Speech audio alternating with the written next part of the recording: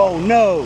Hey y'all, welcome back to Seriously Stump'd. I'm Brian and I'm taking the Derette V1000 out on its first job today in a 2-for-1 special. And why is it a 2-for-1 special? Because we're gonna hook up to our 4-in-1 bucket here, and then we're gonna put inside that bucket the oscillating back and forth stump grinder so we can go sling some chips. My buddy called me and Karen at the HOA has been driving him up a wall talking about getting rid of these stumps, so we're gonna go handle that for him. But a quick tip I have for you guys is that your Derette V1000 comes fully full of hydraulic fluid, and that's how you check your hydraulic fluid level down there. However, all of the lines on your attachments may not be full. So go ahead and get you some Super UDT2 and drop it right in that tank as you start hooking up all of your attachments. That way you can keep it full and good to go.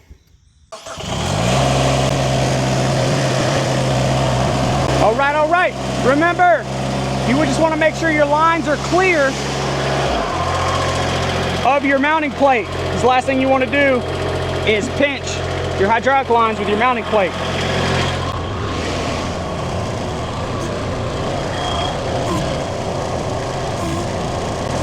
Uh-oh.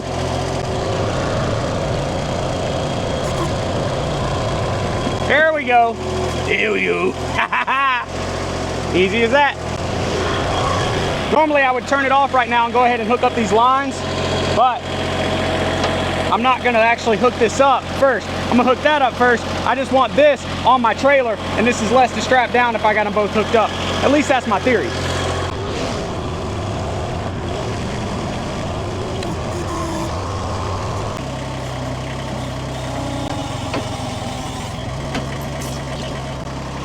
Oh no. What the hell? Did I really crack my line? I just told you guys to make sure stuff was out of the way. And I'm pretty sure I just cracked my line. Ah! God, that's annoying. Ah!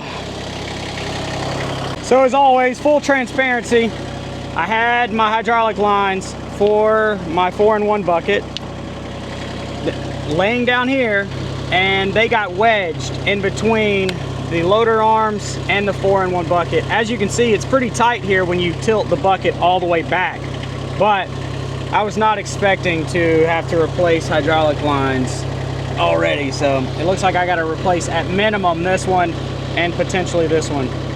Yay.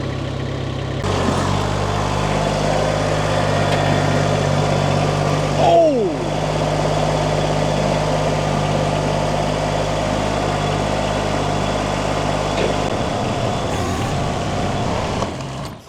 Oh man, I am not off to a good day today. I've already broken a hydraulic line and I almost just sent my trailer right into the back of my truck. Now let's try this again. Always remember to make sure the tongue of your trailer is actually locked on the ball. Woo!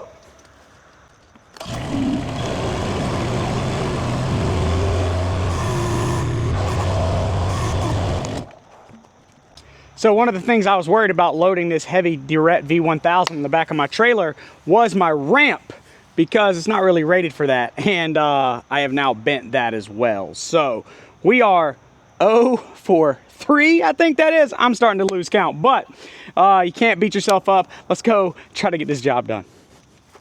A quick recap. The Derette V1000 is pretty heavy. You may bend your trailer, so I'm going to use this fancy wood engraved post that I have to put underneath the dovetail portion of my trailer when I take this thing off of here. And then obviously there's a pinch point here on your loader arms and your 4-in-1 bucket. And then trailer safety 101. I already had my chains crossed. I had my mind on the video, but go ahead and lock your tongue of your trailer down to your hitch ball and then you'll be good to go. So we got everything hooked up here. We have our controls to swing it back and forth. You just plug it into your 12-volt plug. As you'll see, I'm going on 6 hours on this Derette V1000 so far. Still not ready for my first take on it, but I'm loving everything with the exception of my own mess ups this morning. And this one uses all 3 of your hydraulic ports. So I got it all hooked up here. and we are about to go ahead and put this thing through the test. Like I said, it's kind of a twofer because I wanted to show that I could, you know, use both on the job, because I'll use this to clean up all of the chips after I start knocking out all of these stumps here, because we got 4. We got uno, dos, tres, and cuatro right up there by the fence, which is a good thing about this Derette V1000 because it only has a 35-inch wheelbase that would allow me, even if this was in this backyard, to get up there. But luckily it's out here in the open and I'll just be able to knock it out. And then if there's any chips, I'll be able to use the 4-in-1 bucket over here to clean them up. So let's go ahead and try to figure out on the first one, and then I'll show you guys some tips and tricks and do a time lapse of the last 3. All right, Stump fam, so as you'll see, I have the Derette V1000 jacked up, got the tracks off, and I got this log up front lifting it to the side. Why? Because I popped the tracks off for the first time. And how did I do that? Well, I was trying to back up between the fence here, and I was trying to back over that log and didn't think about it actually popping the tracks off, and it popped them right off. So to fix this, I'm gonna need a socket, and I got this Vevor set of sockets here, so I'm gonna open that up, and I'm gonna take out this fitting right here that holds all the grease in. Once I get that fitting off, I'm gonna use this cardboard to be able to collect all the grease that retracts out as I push our tensioner in with a pry bar. And luckily I have 2 pry bars here. Tips and tricks: never leave the house without sockets, pry bars, and a jack if you're going to the job to get work done, because you never know what can happen. And in spirit of my day, when it rains it pours, so hopefully, fingers crossed, this is the last thing that goes wrong, but ideally this will be a quick and simple fix. A 22mm socket seems to work well. It's not super tight, so I'm gonna try to not over torque it when I put it back in. I'm probably gonna need to get me an electric grease gun after this, because this hand pump one's probably not gonna cut it if I'm gonna be popping tracks off with my own negligence. I don't think this is any fault of the V1000. I actually don't think anything I've done today has been credit to the V1000. I think it's all due to my own collection of errors.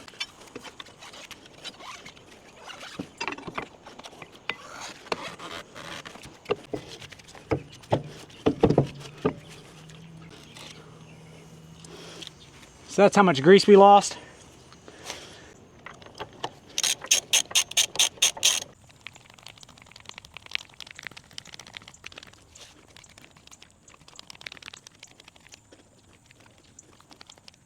Be mindful to check the front and the back.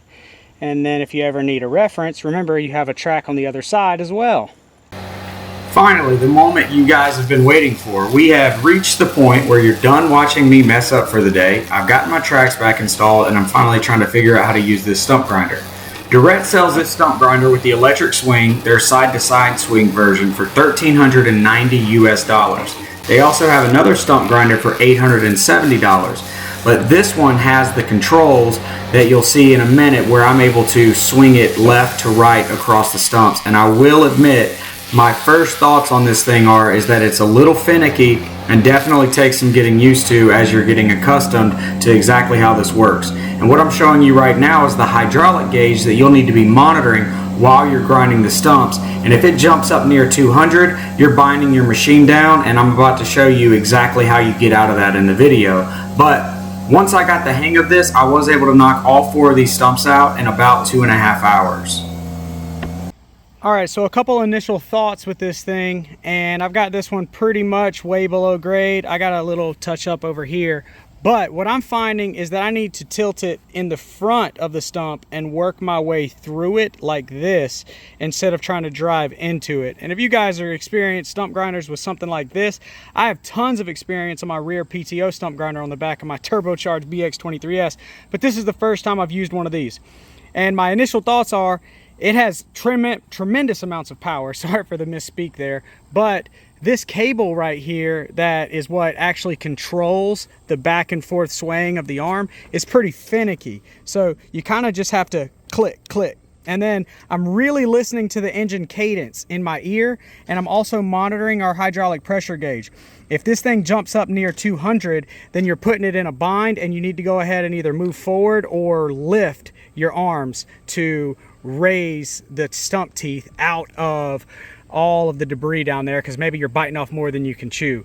And also, I don't have my face shield on right now, but I would highly recommend wearing a face shield. At minimum, wear safety glasses. It's a must. This thing throws chips everywhere, and with me tilting in front of the stump like I am, I'm kind of giving myself a direct line of sight for chips. But that's the only way I can really have any vision, because if I get this and I walk over here to the side and I'm just swinging it back and forth, then I have to go back to move the machine forward. So I'm still getting the hang of it, but those are my tips and tricks so far. And I don't know, it is maybe taking a little longer than it does when I use it on the back of my BX23S, that rear PTO stump grinder. But I think part of it is just the learning curve that I'm dealing with as well. So those are some of my initial tips and tricks of operating this machine, and I'll throw up some pictures now of that face shield that I'm recommending, and I'll have it linked in the video description for you guys to buy one in case you're going to need it, because as you'll see, I'm really trying to deflect, and I keep throwing a shirt in front of my face to ensure these chips aren't hitting me in the neck. A few other things that I failed to mention to this point are you definitely want to have the V1000 revved all the way up prior to starting any grinding efforts, as you're really going to need full throttle to be able to power this machine. And then the swinging back and forth electric control system is actually really strong. And there were a couple times where I was swinging it, and like I said, it's a little finicky, and I was actually moving the overall machine itself. So just be really careful as you're swinging your stump grinder back and forth, because the last thing you want to do is get it into a bind. But one thing I'm going to recommend to Derette is that they change that electric switch to give us like a midway point to where it'll be really controlled as it oscillates back and forth. And then obviously if you fully depress it, it'll get you out of trouble quickly. Here are some pictures that I took prior to me actually getting started grinding. And I'm just throwing these up there to let you guys know of the amount of work that I accomplished in about 2.5 hours. But I was left with one thing, and that is that this has a higher residential use than it does commercial, just because it's not as fast as I anticipated. And I did grind these all the way down below grade. I'll continue to go over all the tips and tricks I learned as I edit the video, so you guys are probably already accustomed to those. But here's a little couple after shots for you. As you remember, we had 1, 2, 3, 4, and we're all good. Homeowner's happy. Hopefully Karen, the HOA president, stays off his back. Here we go. All right, guys, so a couple final notes from me as always. First things first, let me go ahead and say, I know I promised a twofer about the 4-in-1 bucket, but my collection of errors really led me to not really film much on the 4-in-1 bucket, especially after I broke those hydraulic lines. So please be mindful of where your hydraulic lines are if they're not gonna be hooked up. That way you don't bust hydraulic lines and have to reach out to Dean, but I have done that and he's gonna send me those. So let me flip this camera around real quick and show you the stump grinder itself. Yes, it did get dirty on that job, but it did exactly what I was anticipating. Here's the control switch up close and personal. This is what I wish kind of had like a midway, and maybe it does. And maybe I was just going too hard on it, but I'm gonna have to keep using that. I really wish maybe we had a dual control, like a slow controlled and then a fast one, because it does make it jerk pretty quickly while you're using it. And I will do an entire another video up soon on the 4-in-1 bucket once I get my hydraulic hoses fixed. Please reach out if you guys have any questions on the stump grinder. And as always, hopefully you learned a little something. Hopefully you're no longer stumped. Please remember to stay safe and stay hydrated, and I'll catch you guys on the next one. Woo!